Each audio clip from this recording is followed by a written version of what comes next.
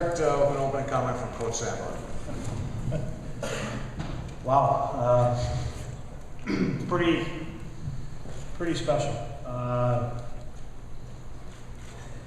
don't know if I can put it into words. I am so extremely proud of these guys. I know every coach says that, but to do something that the school's never done is. I said it a couple days ago, it would mean everything, and I think this is for not just these players, it's for our alumni, program, city. I'm just so excited for these players and to have this experience. They're the ones that need to talk. I mean, they're the ones that went out and did it. I'm kind of speechless, that's scary.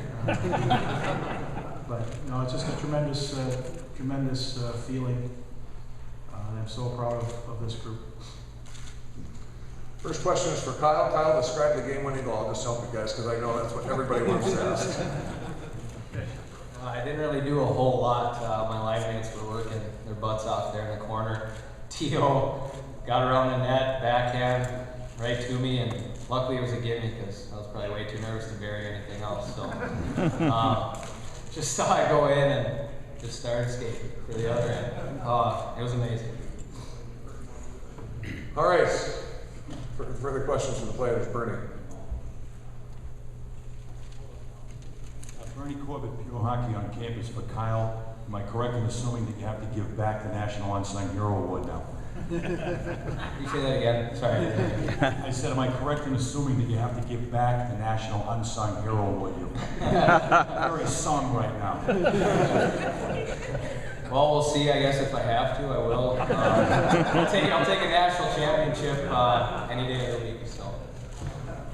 You're very sung right now. That's pretty good. Teresa. Teresa Spizak, US College Hockey Online. Kyle, I know you mentioned the hair thing, and I know you're probably don't want questions, but weirdliness, you the only player who didn't dye the hair and you got the game winner. Do you think that had to do anything with it? Yep. Had to have something to do with it, but you know, I think it was more the other guys on my line than me. I was just in the right spot at the right time. So blonde hair, just the tips. You know, either way, I think I would have buried that one hopefully, and luckily I did.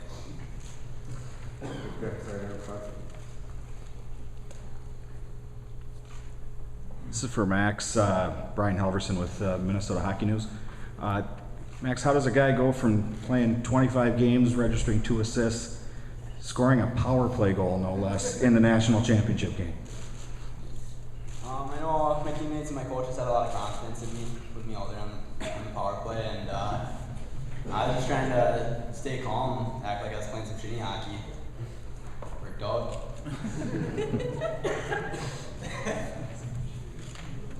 Okay, Brian, right over here. Brian Murphy, St. Paul Pioneer Press for JT. Just talk about what this experience was like, being the most outstanding player in this building, and as a freshman doing it. I mean, what you were on fire today.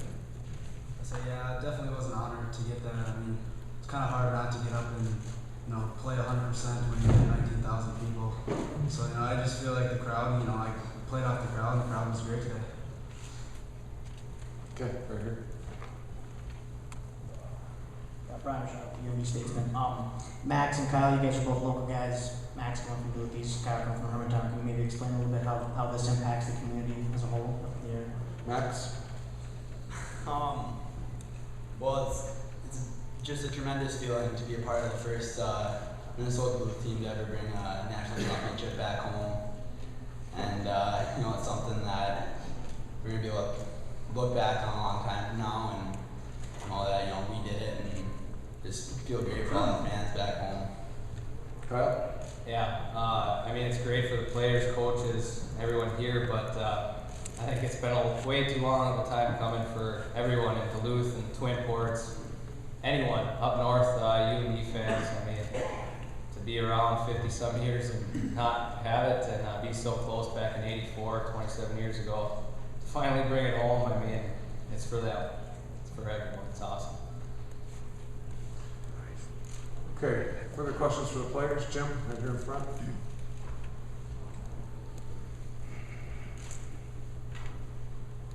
Jim Conley, College Hockey Online. JT, as this game was going on, you guys are piling up the shot totals, and you're having a hard time solving handwork, and you're sitting in a tie game.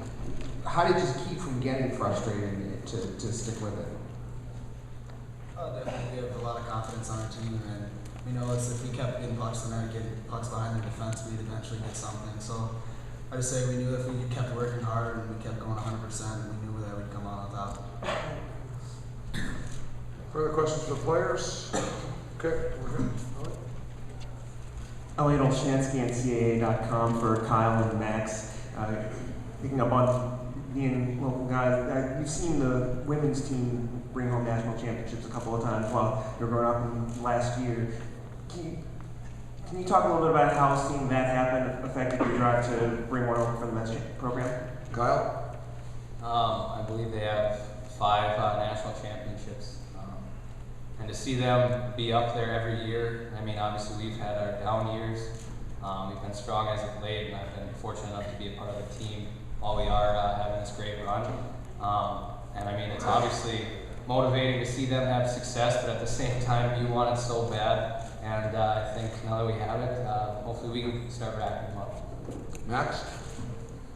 I think men's program has always been behind the women's program 100%. I think they definitely support us just as much.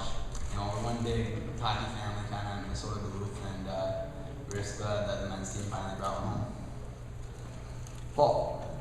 Paul Schmidt, home ice XM204. Max, obviously you guys played your game tonight, but how did you prepare for Michigan, and how did you continue to watch and react to Michigan as the game went on?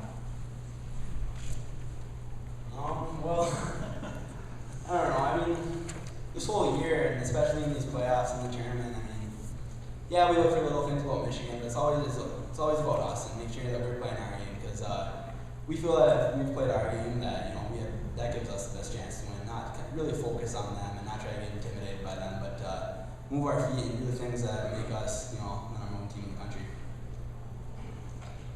Okay, further questions for players? Okay, thank you. Jeff Williams, Sports Page Magazine. For any of the players who want to answer this, between the end of regulation and the overtime period, what did Coach tell you in the locker room? Was there any Herb Brooks type moments there? Kyle? Definitely. Yeah, perfect. I mean, I think he had one of his best performances in between periods. I mean, he got us going in there. We were able to feed off of that, get a little music playing, some familiar tunes, and I think that carried us out into the overtime. JT, anything to add?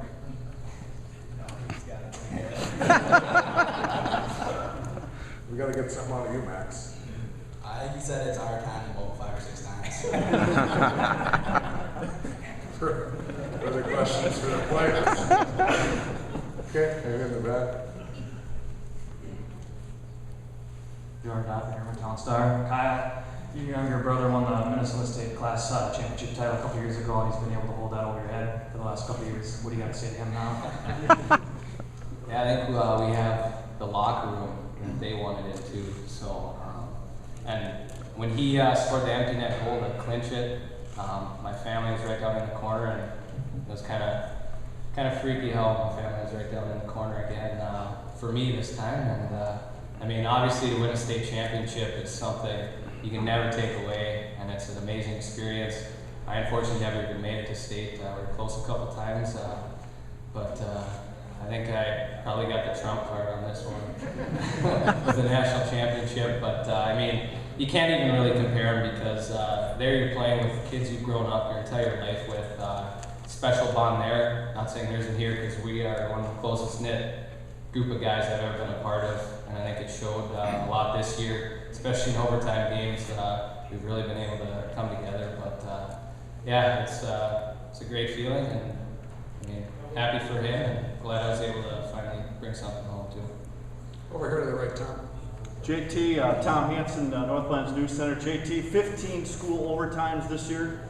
Do you guys relish playing extra hockey, or was it the game plan this year? Can you talk about all the extra hockey you guys played this year, including tonight? You had to be kind of a comfort zone, wasn't it? Oh yeah, definitely. We've played a lot of overtime games, especially in the beginning of the season. It's not something we always want to play, but we found a little knack for getting it done in overtime, and that's one thing we did pride ourselves on going into the overtime period. That we've played the overtime more times than they have in most of the nation, so we know what to do to get it done. Anything further for the players? Did I miss anybody? Okay, guys. You can stay and listen to your coach if you want, or if you want to go celebrate with the rest of your group, feel free. Questions for Coach Sandelin?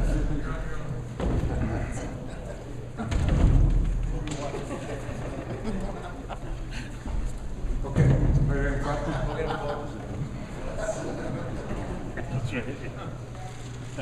Coach Brian Helverson from Minnesota Hockey News.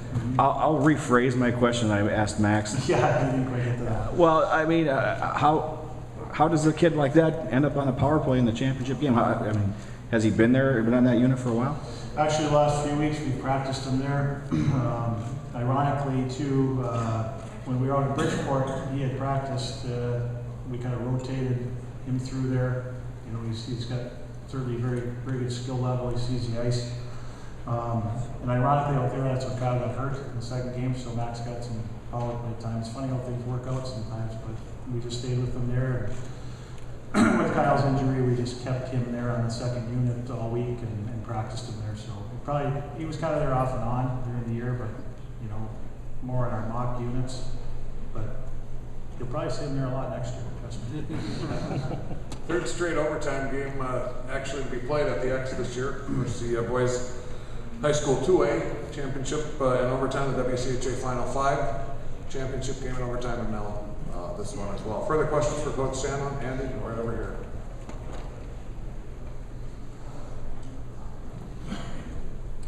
Coach Andy Gardner with USA Today. I just wondered, how much did you hear the crowd, or were you aware of the crowd tonight? It was unbelievable. It was great in the beginning. It was packed. We saw some different colored jerseys besides maroon and gold cheering, so that was great. Saw some green and white ones, so that's maybe some ties there that I've had. But it was great. It was a great atmosphere for the kids to be in. I thought the whole tournament was tremendous. It's a phenomenal experience. I mean, this is one of the best venues you could have this tournament, if not the best. I mean, it's a hockey city. It's a great building and a great atmosphere. So we noticed it a lot. I think JT even mentioned that too throughout the game. Paul. Paul Shaheen, Home Ice X7-204. Scott, obviously you won the game and that's all that matters, but tell me how good a game you thought your team played. Were there ever any moments during the game that you had some concerns, and what did you see in Michigan as you prepared that you thought you could exploit? Well, I thought the first 10 minutes we were really good. I thought we were moving, and I thought the latter part of the first period we stopped moving our feet, and we made some flip passes, which drive me nuts, and things like that. But nothing good happens when you don't move your feet. And this is a team that likes to play up tempo, and they're a good transition team. You just can't turn the puck over. And I thought we did a good job early in the game of kind of pinning them in, even though they got the first goal. But I thought our second period, we talked about some things, we got better. I liked our last two periods. I mean, both teams are playing hard, both teams are trading chances. So in that respect, I thought it was, a pretty entertaining game. But that was the only part of the game I was really kind of worried. I think both teams kind of settled in, especially the third period. It was just, again, who was going to make that mistake or get that break, and we got it in the overtime, fortunately. John. Scott, John Gilbert from WCHA.com. You've had a lot of teams try to take aim at that line. Have you played anybody that was more effective in shutting them down than these guys were today? They're a very tough team. They were a very good team. They forced them to be a little bit off their game. They're still pretty effective. They didn't show up on the score sheet, but again, we can't rely on those guys game in and game out. We all know what they can do, but we needed guys like JT and Kyle and to step up, which they've done during the year. I know Mike Seidel had a strong game for us. Jake Henderson, those guys created some opportunities, drew a couple penalties. So you need other guys to step up, and those guys can't carry us all the time. But they were just off a little bit. I think it showed a little bit even on the power play. We knew they were going to pressure. We were just off with passes and certainly we had some opportunities to get one, but I wasn't expecting 9 power plays, I can tell you that.